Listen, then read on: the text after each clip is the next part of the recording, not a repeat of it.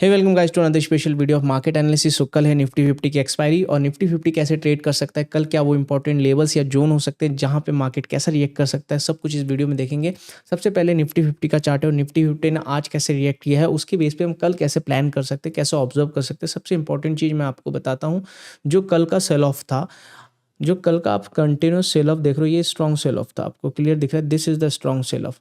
यहाँ पे एक डोमिनेंस फोरकास्ट किया था सेलर्स ने, लेकिन आज आपको एक इंटरेस्टिंग चीज़ मैं ये बताता हूँ कि अगर मैं इस सेल जो हाई था, इस हाई से अगर मैं कैलकुलेट करता हूँ इस लो तक, ऑलमोस्ट मार्केट ने 50%, जो ये 50% का आपको एरिया दिख रहा है, दिस इज़ द 50% एरिया। और मैं इसको इस लेवल को भी थोड़ा सा इंपॉर्टेंट लूँगा अभी, इसका भी रीज़न मैं आपको बताऊँगा। दो लेवल मेरे पास ऐसे इंपॉर्टेंट आए ना, दैट इज़ गोल्डन जोन। अभी ये इतना इंपॉर्टेंट जोन कैसे हो सकता है? प्रीवियसली मैं आपको एक चीज़ दिखाता हूँ कि निफ्टी 50 को आप देखोगे, this area, from this area particular near by this area, जहाँ पे मेरे पास अगर इस हाई से इस हाई तक कैलकुलेट करता है, फिबोनाची में गोल्डन जोन 60% और 50% आ रहा है। तो यहाँ पे एक बाइंग आया था, ठीक है, देख रहे हो आप, अपसाइड को गया।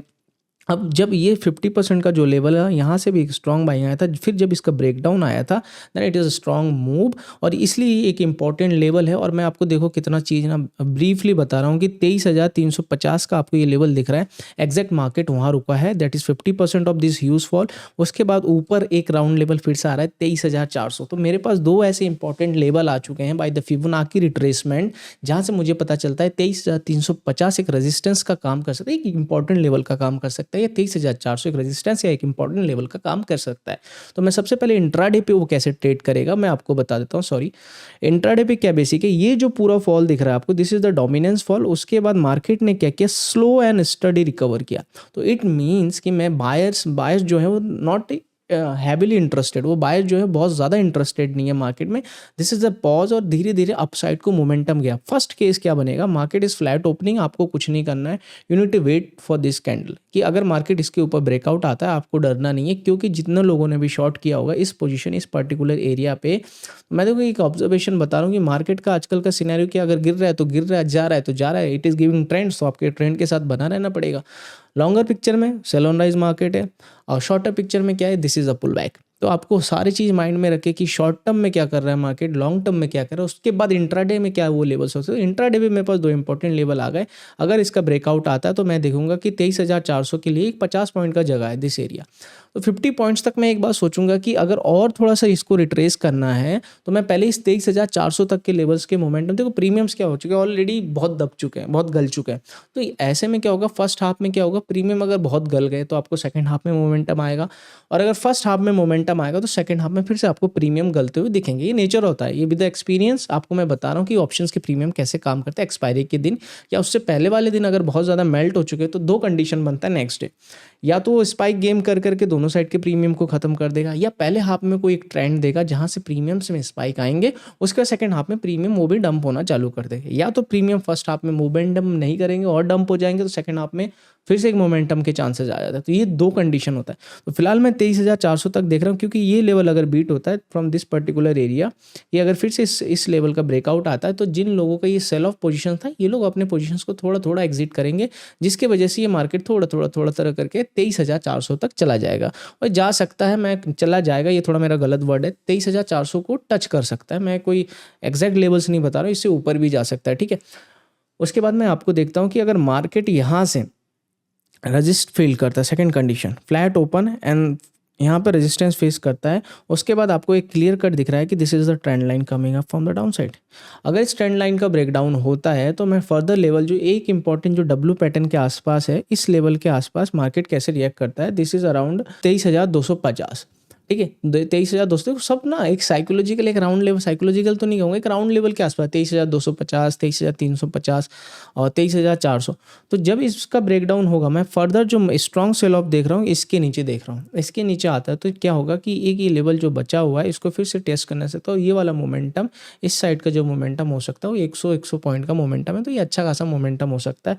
उसके बाद फिर अगर ये ब्रेकडाउन होता है तो फर्दर फॉल के लिए मैं 23,000 के आसपास मार्केट को मैं ये नहीं कह रहा हूँ कि नहीं जा सकता है, बट एक्सपायरी है, सेल ऑन राइज मार्केट है, ऊपर से डोमिनेंट सेलिंग प्रेशर है, this is the pull back और नीचे आ सकता है। अगर ये ट्रेंड लाइन का ब्रेकडाउन होता है, फिर इसका ब्रेकडाउन होता है, देन इसका भी कोई स्ट्रॉन्ग ब्रेकडाउन आता है, तो आपको ईजिली ये सब दिखने जाएगा कि मार्केट फिर से एक पैनिक करेगा, फिर से एक सेल ऑफ दिखा सकता है। अगर डाउन साइड को ये लेवल देखें 241 पॉइंट का इस जोन से, ठीक है, अगर इसका ब्रेकडाउन आता है।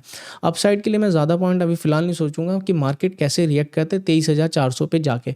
इन केस मार्केट को फिर से ऊपर जाना है, एक बढ़िया से ये पुल बैक है, तो मैं यहाँ देखूंगा 23,400 पे होल्ड करना चाहिए कम से कम मार्केट को। सेकंड हाफ पे ब्रेकआउट मिलता है तो क्या होगा, शॉर्ट कवरिंग रैली हो जाएगा। जिन्होंने फिर से शॉर्ट किया they are getting good points, there stop loss is going to hit, और इसके बाद ये मोमेंटम फिर से ये हाई जहाँ से ये फॉल आया था इस हाई तक फिर से लेके आएगा मार्केट को, ठीक है। तो ये भी दो सिनेरियो हो गए। तो निफ्टी को ना क्या करो, आप पहले अपसाइड के लिए छोटे पॉइंट्स बनाओ, डाउन साइड के लिए थोड़े से बड़े पॉइंट्स, क्योंकि हमें ट्रेंड के साथ चलना है।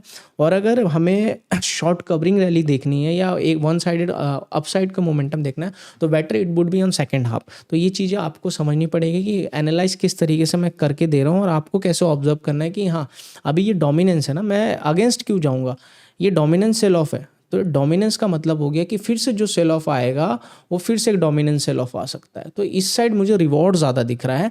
इन केस अगर ये मार्केट इस साइड घूम जाता है तो इस साइड रिवॉर्ड सेकंड हाफ के चांसेस ज़्यादा होंगे कि हाँ ये इस अप साइड की तरफ भी आ सकता है। Market superior, it can go either side, I am not the king और कुछ भी ऐसा नहीं है कि यहाँ market can go either side, और दोनों साइड के मोमेंटम्स के लिए एक अच्छा रेंज और जगह बना दिया इनने, और ये है लेवल्स। उसके लिए मैं आपको एक इंटरेस्टिंग चीज़ बताता हूँ। ओपन इंटरेस्ट में मुझे क्या दिख रहा है कि मार्केट को अभी फिलहाल साइडवेज कर दिया गया है। वो साइडवेज किसने किया है, बड़े प्लेयर्स ने किया। वो कैसे किया है, 23,500 पे किसी ने अभी तक पोजीशंस नहीं छोड़ा है। तो जब तक 23,500 के ऊपर मार्केट नहीं जा रहा है, हम और स्ट्रांग मोमेंटम अपसाइड नहीं देख रहे। पहला चीज़ कि क्लियर कट एक रेजिस्टेंस है, साइकोलॉजिकल रेजिस्टेंस 23,500 दिस एक्सपायरी, ठीक है।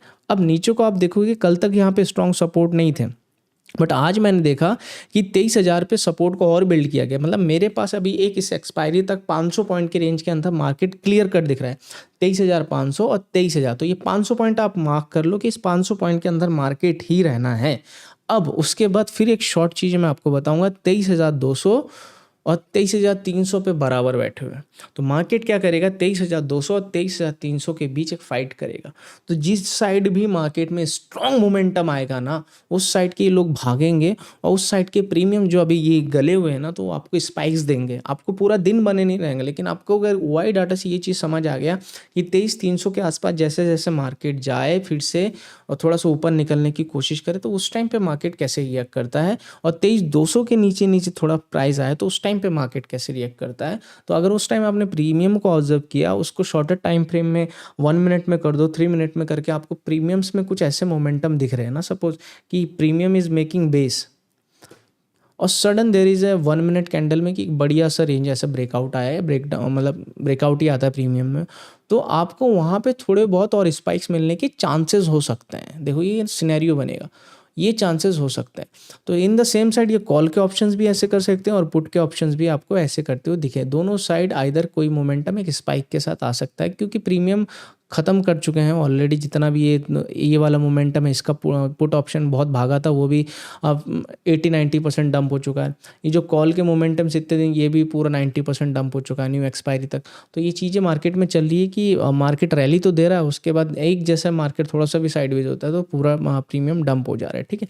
उसी के साथ साथ थोड़ा सा बिटकॉइन का भी एनालाइज मैं आपको कर देता हूँ एनालिसिस। बिटकॉइन क्या कर रहा है, एक रेंज में है, ठीक है, अभी एक सपोर्ट जोन के आसपास है।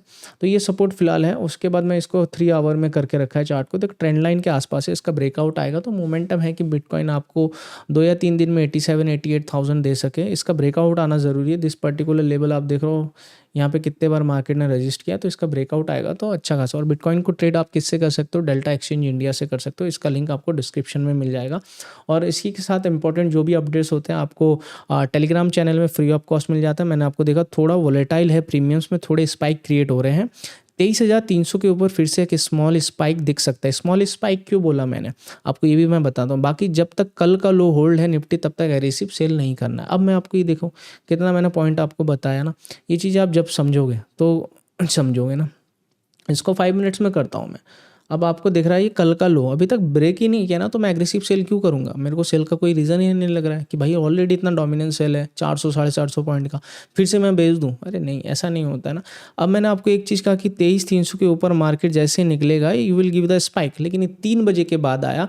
और मैंने स्मॉल स्पाइक क्यों बोला आपको ना, चीज़ समझ, this is the small spike, भी तो 50 पॉइंट का स्पाइक है और आपको क्लियर दिख रहा है दिस वीक यहाँ से एक सेल ऑफ आया था, मार्केट वहीं रुका है।